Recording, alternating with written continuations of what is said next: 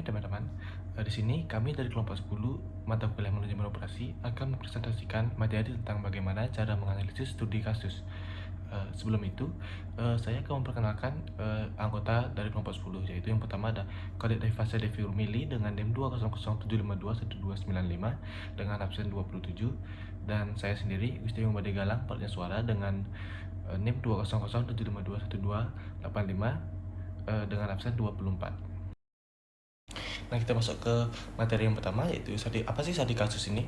Studi kasus ini adalah laporan informasi deskriptif tentang data penelitian percobaan atau eksperimen proyek, peristiwa, atau analisis. Dalam ilmu sosial, studi kasus ini melibatkan pemeriksaan yang mendalam dan rinci dari subjek studi kasus, serta kondisi konseptual yang terkait. Selanjutnya, kita masuk ke pembahasan yang kedua, yaitu pengertian studi kasus menurut para ahli.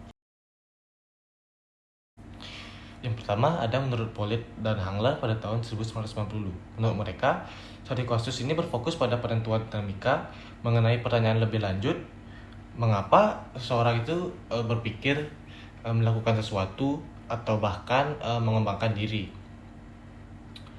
Fokus tersebut dinilai oleh Pollitt dan Hangler penting dalam studi kasus, sebab dibutuhkan analisis yang intensif, bukan berfokus pada status, kemajuan, tindakan, atau pikiran yang dimilikinya.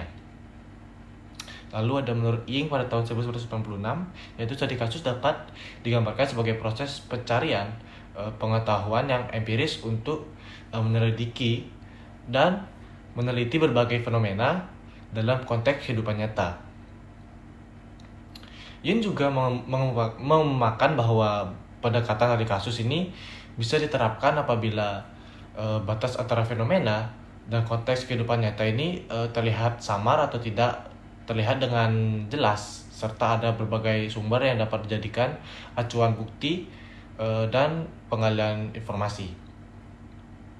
Lalu ada menurut Tellis pada tahun 1997. Menurut dia, studi kasus ini merupakan metode yang memiliki unit analisis yang lebih memacu pada sistem tindakan yang dilakukan dibanding pada individunya sendiri atau suatu lembaga. Menurut Tellis juga menekankan bahwa unit analisis tersebut itu adalah hal yang kritikal dalam penerapan studi kasus dan juga dapat bervariasi antara individu atau lembaga. Lalu ada menurut Bimowal gitu pada tahun 2010, studi kasus ini menurut dia adalah metode yang bertujuan untuk mempelajari dan menyelidiki suatu kejadian atau fenomena mengenai individu, seperti riwayat hidup seseorang yang menjadi objek penelitian. Bimowal gitu juga menyatakan bahwa dibutuhkan sangat banyak informasi dan integrasi data yang diperoleh dari metode lain untuk mendapatkan informasi pada metode studi kasus yang dilakukan. Lalu ada menurut Fagin, Orum, dan Soberg. Menurut mereka, studi kasus itu adalah metode penelitian yang bersifat multi perspektifal analisis, yaitu penelitian yang membutuhkan adanya analisa dari berbagai sudut pandang dan juga bukan berfokus pada individu yang menjadi pihak penelitian saja. Baik, di sini saya akan melanjutkan presentasi mengenai jenis-jenis studi kasus, di mana jenis studi kasus ini dibagi menjadi 3. Yang pertama ada studi kasus explanatory, yang kedua ada studi kasus exploratory, yang ketiga ada studi kasus deskriptif. Jadi saya akan memulai membahas mengenai studi kasus explanatory. Jadi jenis ini bertujuan untuk menjawab pertanyaan bagaimana atau mengapa.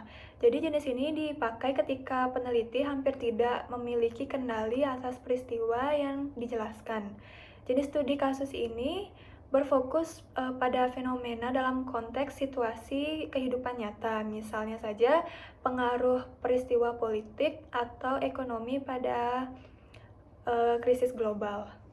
Studi kasus kedua adalah studi kasus eksploratory, di mana studi kasus jenis ini bertujuan untuk menjawab pertanyaan apa atau siapa. Metode pengumpulan data studi kasus eksploratory ini sering disertai dengan metode pengumpulan data tambahan seperti wawancara, eksperimen, maupun kuesioner. Lalu studi kasus ketiga adalah studi kasus deskriptif. Jadi studi kasus deskriptif ini bertujuan untuk menganalisis urutan peristiwa tertentu yang terjadi di masa lalu. Topiknya membahas tentang budaya atau sejarah. Ketika peneliti mencoba menjelaskan suatu fenomena tertentu. Lalu tujuan dari studi kasus deskriptif ini adalah untuk mendapatkan perbandingan pertemuan baru dengan teori yang sudah ada sebelumnya. Adapun bentuk-bentuk studi kasus berdasarkan permasalahan penelitian. Jadi di sini dibagi menjadi 3 bentuk. Yang pertama ada studi kasus instrumental tunggal, studi kasus jamak, dan juga studi kasus mendalam. Jadi yang pertama saya akan membahas tentang studi kasus instrumental tunggal, di mana dalam bentuk ini merupakan penelitian studi kasus yang dilakukan dengan menggunakan sebuah kasus untuk menggambarkan suatu isu. Jadi dalam bentuk ini peneliti akan memperhatikan dan mengkaji suatu isu yang menarik perhatian dan menggunakan sebuah kasus sebagai sarana untuk menggambarkan secara terperinci. Yang kedua adalah studi kasus jamak. Jadi di dalam bentuk ini studi kasus akan menggunakan lebih banyak atau lebih dari satu isu di dalam satu penelitian. Jadi selain itu juga penelitian ini juga bisa menggunakan satu kasus atau lokasi tetapi dengan banyak isu yang diteliti. Penelitian ini juga bersifat lebih kompleks karena terfokus pada banyak isu atau perhatian dan menggunakan banyak kasus untuk menjelaskannya.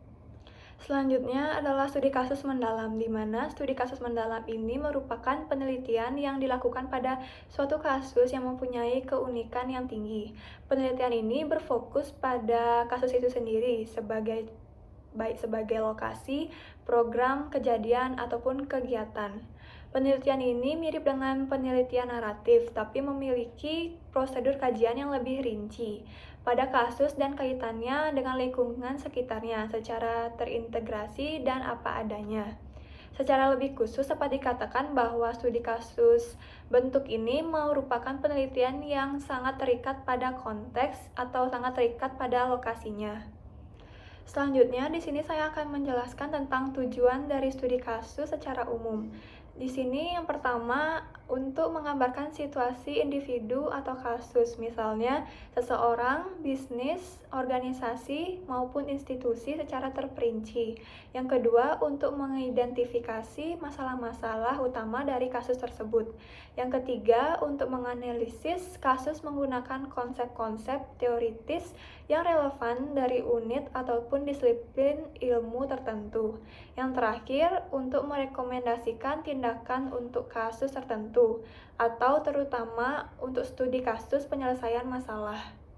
Jadi kami sudah mewawancarai beberapa kelompok yang sudah pernah menganalisis studi kasus sebelumnya. Jadi pertanyaannya sudah kami lampirkan, yang dimana kami bertanya masalah apa yang dibahas, dari mana sumber yang didapat, bagaimana langkah-langkah menyusun studi kasus, apa kendala dan solusi yang diberikan, dan juga apakah lebih mudah belajar menggunakan studi kasus atau malah lebih sulit, dan juga kesimpulan apa yang dapat kita ambil. Jadi di sini kami bertujuan untuk mengetahui realita dalam menganalisis studi kasus yang merupakan sebuah cara dalam mendalami sebuah topik bahasan sesuai dengan kasus di lapangan. Nah, dari 2 kelompok yang kami wawancarai, salah satunya adalah perwakilan dari kelompok 2 yang siap membagi ceritanya kepada kami tentang bagaimana mereka menganalisis studi kasusnya pada saat itu. Saat itu kelompok 2 menganalisis studi kasus tentang Rochester Manufacturing Corporation, di mana perusahaan ini sedang mempertimbangkan untuk mengubah sistem produksinya dari sistem tradisional menjadi flexible manufacturing system. Nah, dalam hal ini mereka diminta untuk menempatkan diri sebagai manajer di perusahaan tersebut. Apakah akan memilih untuk tetap menggunakan sistem produksi tradisional atau harus beralih pada sistem yang baru, yaitu flexible manufacturing system. Jadi berdasarkan hasil pertimbangan oleh kelompok 2, mereka memilih untuk tetap menggunakan sistem yang lama. Walaupun memang menggunakan mesin sistem baru itu dapat menghemat banyak hal, seperti mengurangi biaya tenaga kerja, jumlah mesin, luas gudang penyimpanan, dan waktu untuk melakukan proses produksi. Untuk return on investment yang dihasilkan juga tidak mengalami pertumbuhan yang signifikan, yaitu sebesar 10-15%. Sedangkan menggunakan mesin yang sistemnya lama malah menghasilkan ROI sebesar lebih dari 15%. Hal ini mereka lakukan karena mereka lebih mementingkan ROI yang dihasilkan oleh perusahaan. Dan ini juga sangat penting untuk menunjang banyaknya investor yang akan berinvestasi ke perusahaan mereka. Selanjutnya, untuk sumber-sumber yang dipakai oleh kelompok 2, mereka mengatakan bahwa mereka memakai semua data yang berasal dari buku. Selanjutnya, untuk langkah-langkah menganalisis sebuah studi kasus ini, mereka membagi menjadi 3 langkah. Yang pertama adalah membaca dan menganalisis kasus yang diberikan. Langkah kedua, mereka memahami dan mencari akar permasalahan dari kasus tersebut. Untuk langkah ketiga, mereka akan mencari solusi baik mengenai kasus tersebut sesuai dengan permasalahan yang ada, sehingga solusi yang diberikan dapat menguntungkan dan berguna untuk kepentingan banyak orang yang menghadapi kasus yang serupa. Kelompok 2 mengatakan bahwa mereka tidak mengalami kesulitan selama menyusun studi kasus ini, dikarenakan mereka hanya mencari sumber untuk studi kasus di buku. Jadi mereka hanya menganalisis apa yang sudah disediakan di buku. Mereka merasa belajar menggunakan studi kasus ini sebenarnya akan jauh lebih mudah, dikarenakan kita dapat mengetahui langsung bagaimana implementasi materi yang dipelajari di lapangan. Dengan begitu, kita juga dapat ikut berperan penting dalam menyelesaikan berbagai masalah yang mungkin akan terjadi ke depannya. Dan kita juga pasti akan dituntut untuk berpikir kritis sebagai penunjang dalam memahami materi pelajaran yang akan diberikan.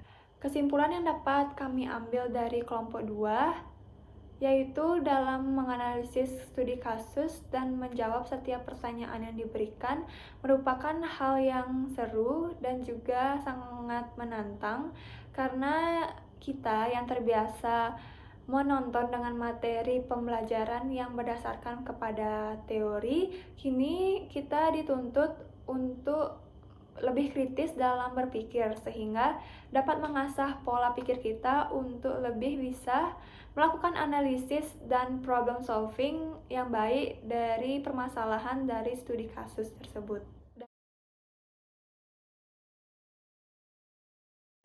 Adapun salah satu kelompok yang menganalisis studi kasus itu dengan datang langsung ke perusahaan jasa dan manufaktur yang ada di Bali. Lalu kami menyatakan yang pertama itu adalah masalah apa yang dibahas dalam studi kasus tersebut. Masalah yang mereka analisis itu adalah mencari tahu supplier manajemen, logistik, distribusi manajemen, perusahaan jasa, dan juga manufaktur yang ada di Bali. Kelompok mereka juga menjawab bahwa memilih Philip Lakeman Keramik Bali itu sebagai perusahaan manufaktur yang dipercayai untuk dianalisis. Mereka mengatakan bahwa Philip Lakeman Keramik ini melakukan pembelian material import Australia langsung dan juga ada yang dari lokal, yaitu dari Surabaya. Contohnya seperti barang import merek Philip Lakeman Keramik Bali itu yaitu melakukan pembelian via importer atau distributor di Surabaya. Strategi yang dilakukan oleh Philip Lakeman Keramik Bali ini yaitu menggunakan many supplier, di mana perusahaan ini tuh memanfaatkan banyak supplier yang mereka miliki dengan memilih siapakah yang akan memberikan penawaran terendah kepada Philip Lakeman Keramik Bali untuk perusahaan jasa mereka, yaitu milik PT Time Door Indonesia. Pengiriman barang hasil produksi itu akan dilakukan oleh bagian produksi, di mana bagian ini tuh akan mengirimkan surat pengeluaran hasil produksi secara elektronik. Dan mereka juga menggunakan jalur darat dan juga jalur udara dikarenakan barang yang dikirim ini tidak hanya dari daerah Bali, melainkan juga dari luar Bali. Saluran distribusi yang digunakan oleh perusahaan PT Time Door adalah saluran tingkat 0, yaitu memasarkan produk itu langsung kepada konsumen. Lalu pertanyaan kami yang kedua yaitu dari mana sih sumber-sumber yang digunakan? Mereka menjawab yaitu wawancara dan internet. Lanjut ke pertanyaan ketiga yaitu bagaimana langkah-langkah kalian dalam menganalisis sebuah kasus hingga mendapatkan solusi yang terbaik. Jawaban mereka yaitu yang pertama yaitu mencari tahu apa saja perusahaan jasa dan manufaktur yang ada di Bali. Setelah itu mereka mencoba mencari terlebih dahulu profil perusahaannya, dan jika sudah yakin dengan perusahaan itu, mereka mencari beberapa informasi dari internet untuk membuat pertanyaan yang pas kepada narasumber. Lalu wawancara yang dilakukan juga melalui via WA atau WhatsApp. Setelah itu mereka juga dari hasil wawancara tersebut tuh akan diolah agar menjadi analisis studi kasus yang tentunya akan terstruktur. Kita masuk ke pertanyaan keempat yaitu apa sih kendala atau kesulitan kalian dalam pengerjaan studi kasus ini, dan juga bagaimana cara kalian mengatasinya. Mereka menjawab yaitu salah satu kendala yang mereka sampaikan itu adalah menunggu jawaban dari narasumber perusahaan agar tidak mengganggu jam kerja mereka, dan juga agar tugas ini itu dapat selesai dengan tepat waktu. Lalu kata mereka juga salah satu narasumber dari 3 perusahaan yang mereka wawancara ini itu hanya menjawab singkat dan juga tidak sesuai dengan harapan kelompok ini. Jadi agar sesuai dengan materinya, kelompok ini itu tetap mencari sumber lain, misalnya dari YouTube, dan juga karena agar bisa sambil menunggu jawaban dari pihak perusahaan ini. Lalu kita masuk ke pertanyaan kelima yaitu apakah lebih mudah belajar menggunakan studi kasus atau lebih sulit? Menurut mereka merasa lebih mudah. Kenapa? Karena membuat lebih mengerti karena wawancara langsung kepada pihak perusahaan. Lalu kita masuk ke pertanyaan yang keenam yaitu kesimpulan apa sih yang bisa kalian ambil dalam mengerjakan sebuah studi kasus ini? Yaitu kesimpulan yang mereka dapat ambil dalam menganalisis studi kasus ini yaitu mengerjakan studi kasus dan mewawancarai setiap pertanyaan ke pihak perusahaan itu merupakan hal yang baru bagi mereka, dan juga mereka lebih cepat paham tentang supplier management, logistik, distribusi manajemen dari beberapa perusahaan yang ada di Bali. Dari paparan hasil wawancara dengan kelompok 2, dapat kami simpulkan jenis studi kasus mereka dan juga bentuk studi kasus mereka. Dari jenis studi kasus mereka yang digunakan yaitu studi kasus eksplanatori, karena kelompok 2 menganalisis dengan memposisikan diri dalam kasus tersebut.